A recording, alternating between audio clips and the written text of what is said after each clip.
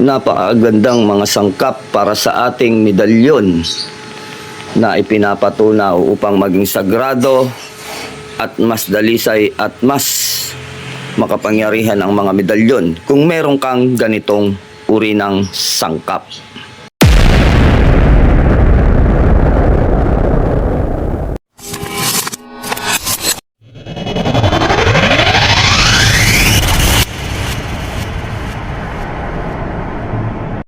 Yan, isang mapagpalang umaga sa ating lahat mga idol. So meron tayong ipapakita dito na mga importante at mahalagang sangkap na nagbibigay ng lakas at mas makapangyarihan at mas mabisang medalyon. No? Kung ito ay gagamitin natin ng mga sangkap para sa ating mga medalyon, mas mainam ito na gamitin kaysa dun sa mga tinunaw na gripo. So ito yung mga nabili ko sa antique at example ko lamang sa inyo. So may mga pamamaraan dyan at ginagawa kung paano yan papatunaw at gagamitin sa medalyon. So ang mga pinapakita natin dito ay isa lamang sa mga halimbawa o example. No, yung mga ginagamit natin, yung mga talagang mga sirana at mga pira-piraso.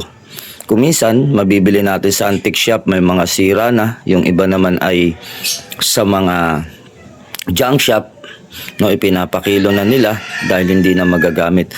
So, pero kung ganito mga sangkap ang gagamitin natin, is mga maiinam ito na ipagawang medalyon sapagkat alam naman natin na ang mga gamit na nanggaling sa simbahan ay mga sagrado na binabasbasan ng mga pare at ginagamit sa misa at sa ginagamit sa kabanalan. Kung bakit malaki yung pagkakaiba ng mga ganitong uri ng medalyon na gawa sa mga ganitong klase ng materyales. So una ipapakita natin dito, ito ay kampana ng simbahan na hindi natin alam kung bakit ipinakilo na sa junk shop o binenta sa mga antique shop. Ito naman, lumang-luma na ito, hindi ko nilinis yung pinaka ilalim dito sa loob. At ito, upang makita kung gaano siya kaantigo na. Ayan, ito yung tinatawag na kalis na ginagamit sa pagmimisa ng mga pari kapag sila ay umiinom ng katas o ubas na sumisimbolo sa dugo ng ating Panginoong Jesucristo. So ayan, mainam yan ipatunaw, ipagawang medalyon para mas mabisa. Then isa pang napakainam at napakaganda nito, ang bibig ng mga pare kapag sila ay nasa misa, so ang kanilang mga bibig ay bumabanggit ng mga banal na nakatala sa mga Biblia at pagsisermon. So ang kainaman nun ito ay lagi nilang nahahalikan o nadadampian ang kanilang mga labi, kaya namumutawi yung pagiging sagrado. Ito namang isa na to, isa rin sa mga sangkap na ginagamit ko yan. Ito yung sinasahod kung malalaglag yung ostya kapag may sinusubuan sila, no?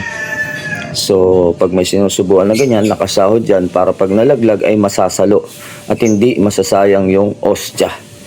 So, yan yung platito na ginagamit. Ito naman, yung kalis.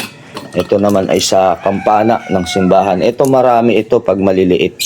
Nung sama-sama siya mga maliliit na gamit. Ito rin, isa sa kalis na gamit din. Yan, kita natin na antigo na siya. Sa antique shop ko rin siya nabili. Mga antigo. At yung iba naman dito ay mga nanggaling din sa mga bodega, no? Na pag hindi na ginagamit ng pare, yung iba nahihingi natin. Yung iba naman ay nababayaran natin sa murang halaga kasi alam naman natin na may presyo yung mga yan. So, gaya nito, ito ay hindi ko naman ipapatunaw. Ito ay galing sa Belgium. So ipinagkalob sa atin. Ito meron 12 apostol dito. So nakakahinayang patunaw sapagkat siya ay vintage na. Then ito naman nakuha ko ito sa junk shop. No, ito ay nakaraan tanggal-tanggal na yung mga bato. So, inayos ulit natin. Then, yung mga baluktot, itinuwid natin. So, pinaganda natin ulit. Pinakintab, binapin. Kaya lumitaw yung kulay. Nakala mo gold pero siya ay tanso. So, yung mga ganito na mga pira-piraso na nagagamit sa prosesyon, nagagamit sa mga simbahan, yun yung mga piraso na yun ay mainam na ipagawa ding medalyon. Then, meron ditong mga tirikan ng kandila. Nakita naman natin na gamit na ito ay ginagamit din no, sa simbahan. Tirikan dun sa kanilang altar. So nabili natin sapagkat hindi na nila nagagamit, nagpalit na sila ng bago na mas malaki dito. So yan, mainam din niya na ipatunaw at ipagawang medalyon. Maging ito yung tinatawag nilang nakalagay sa sentro. So napakainam at napakaganda itong mga ganito na quality. So ito ay rin, tirikan na kandila, nasa sentro din, so sa simbahan. Then ito naman yung mga lagayan ng ostya, ito mga to, so mga tanso. Then etong napakaganda na to, so yan, kitang kita naman natin. Ito may kamahalan, hindi siya sira, buong buo siya. Ito ay niregalo naman sa atin. Pero yung mga ganito, ang kinukuha lang dito yung at ipinapatunaw yung mga sira na at nagganda, putol-putol na yung ganito. So yung mga ganito, pwedeng isang cup yan, ilalagay sa mga medalyon para mas mabisa at mas maayos yung ating magagamit na gamit natin sa pangkombate spiritual. So yun, ipinakita ko lamang sa inyo yung video ng ating mga kagamitan para meron kayong idea kung paano namin ginagawa na mas mabisa pa yung aming mga medalyon bukod sa aming pagkokonsagra at pagsasariling kasa.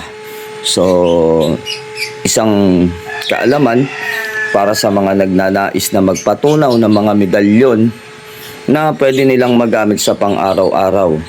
So yan yung isa sa mga kagamitan na pwede nating maasahan na magdadagdag ng bisa at lakas sa mga medalyon. So yan lamang, isang mapagpalang umaga sa lahat mga idol at sa lahat ng hindi pa nakasubscribe sa aking YouTube channel. Kung gusto nyo yung mga ganitong uri ng usapan at kwentuhan tungkol sa pag-espiritual, ay subscribe nyo lang ang aking YouTube channel. God bless you more mga idol.